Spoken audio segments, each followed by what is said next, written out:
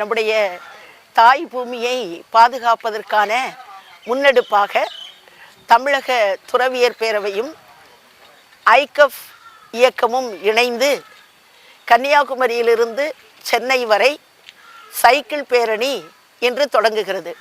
November 5 முதல் 20ஆம் தேதி சென்னையில் மெரினா கடற்கரையில் முடிவடைகின்ற இந்த சைக்கிள் பேரணியினுடைய நோக்கம் மக்களிடையே இயற்கையை பாதுகாக்கின்ற உள்ளுணர்வை வெளிப்படுத்த வேண்டும், வெளிக்கொண்டு வர வேண்டும் என்பதும், இதனை ஒரு இயக்கமாக மாற்றி இந்த பூமியை பாதுகாப்பதற்கான நமது முயற்சிகளை முன்னெடுக்க வேண்டும் என்பதுதான். இதில் நம்முடைய ஐகஃப் மாணவர்கள் 10 பேர் இதில் கலந்து கொள்ளுகிறார்கள். இது ஜாதி சமய இன வேறுபாடுகளற்ற அனைவரையும் ஒருங்கிணைக்கின்ற ஒரு பயணம். ஏனென்றால் அனைவருமே நம்முடைய பூமியை பாதுகாப்பதற்கு பொறுப்படுத்திக் கொள்ளுகின்ற ஒரு இயக்கமாக இதனை இன்று தொடங்குகிறோம். இதனை குறிப்பாக நம்முடைய இளையோர் 10 பேர் இதில் பங்கு கொள்கிறார்கள். இவர்களை நெஞ்சம் நிறைந்து வாழ்த்தி இவர்களுடைய இந்த 720 கிலோமீட்டர் பயணமானது மக்களிடையே ஒரு விழிப்புணர்வையும் ஒரு எழுச்சியையும் ஏற்படுத்த வேண்டும், பூமியை பாதுகாப்பதற்கான ஆர்வத்தை தூண்டி எழுப்ப வேண்டும் என்ற எங்களுடைய உடனிருப்பை பதிவு செய்து கொள்கிறோம். கன்னியாகுமரி, பாவத்துறை, கோவளம் பங்கு தந்தையர்களையும் வட்டார அதிபர் கன்னியாகுமரி வட்டார அதிபர் ஃபாதர் ஜான்சன் அவர்களையும் நம் சார்பாக பாசத்தோடு வரவேற்று மகிழ்கின்றேன். இங்கு வந்திருக்கின்ற துறவியர், பொதுமக்கள், இளைஞர்கள், குறிப்பாக இந்த 700க்கும் மேற்பட்ட கிலோமீட்டர் தூரத்தை சைக்கிள் பயணத்தின் வழியாக மக்களுக்கு விழிப்புணர்வை வழங்கவிருக்கின்ற நம்முடைய இளவுகள் 10 பேரையும், அவர்களுக்கு உறுதுணையாக பல்வேறு இடங்களில் தொடர்ந்து அவர்களோடு பயணிக்கின்ற சைக்கிள் பயணம் செய்கின்ற இளைஞர்களையும் வரவேற்று மகிழ்கின்றேன். சிஸ்டர்ஸ் ஃபால்ஸ் எல்லாம் நினைச்ச உடனே பார்த்த உடனே எல்லாம் நினைச்சிருப்பீங்க ஏதோ ஜீசஸ் கூட்டம் போட போறாங்க அப்படின்னு. அப்படிப்பட்ட ஒன்று அல்ல. இந்த கூட்டமானது எல்லாருக்கும் பொதுவானது. யாரெல்லாம் சுவாசிக்கிறார்களோ, காற்றை சுவாசிக்கிறவர்களுக்கு எல்லாரும் பொதுவானது. யாரெல்லாம் உணவு உட்கொள்ளுகிறார்களோ அவர்களுக்கு இது பொதுவானது. ஏன்னா இந்த பூமி தான் நமக்கெல்லாம் உணவையும் காற்றையும் தருகிறது. நீங்களும் நானும் எல்லோரும் உயிர் வாழ்வதற்கு ஆதாரமாக இருக்கிறது இந்த பூமி தான். ஆனால் இந்த பூமி இன்று பேராபத்திற்கு உட்பட்டிருக்கிறது என்று அறிஞர்கள் எல்லோரும் சொல்லுகிறார்கள். இந்த கன்னியாகுமரிக்கு மக்கள் ஏன் இவ்வளவு பெரும் கூட்டமாக வருகிறார்கள்? இங்கே இருக்கிற இந்த முக்கடல் தானே இதற்கு காரணம். உங்கள் நகரம், இந்த கன்னியாகுமரி நகரம் அழகு பெறுவது இந்த முக்கடல் தான். இந்த முக்கடல் இங்கே இல்லை என்றால் கன்னியாகுமரிக்கு அழகும் இல்லை, இந்த விதமான ஒரு கௌரவமும் இல்லை. இந்தியாவின் பல கோடியிலிருந்தும் உலகின் பல கோடியிலிருந்தும் மக்கள் இங்கு தேடி வருகிறார்கள் என்றால் இந்த முக்கடலுக்காகத்தானே. இந்த முக்கடல் நாளை நம் தலைமுறைக்கு இருக்குமா என்பதுதான் நம்முடைய கேள்வி.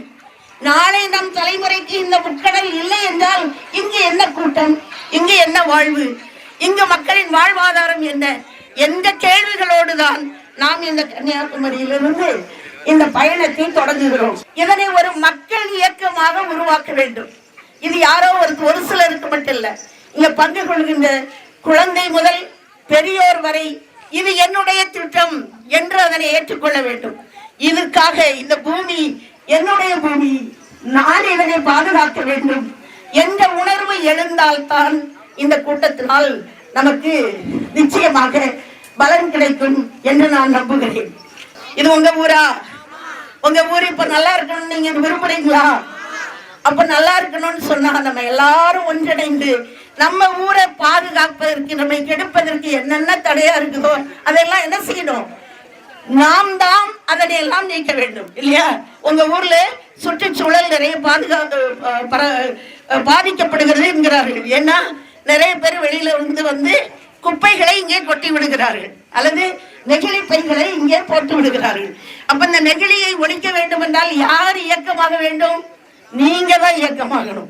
ஏன்னா உங்களுடைய தலைமுறை தான் அடுத்து இந்த பூமியை பாதுகாக்க போகிறது. அதனால என்ன செய்யணும்?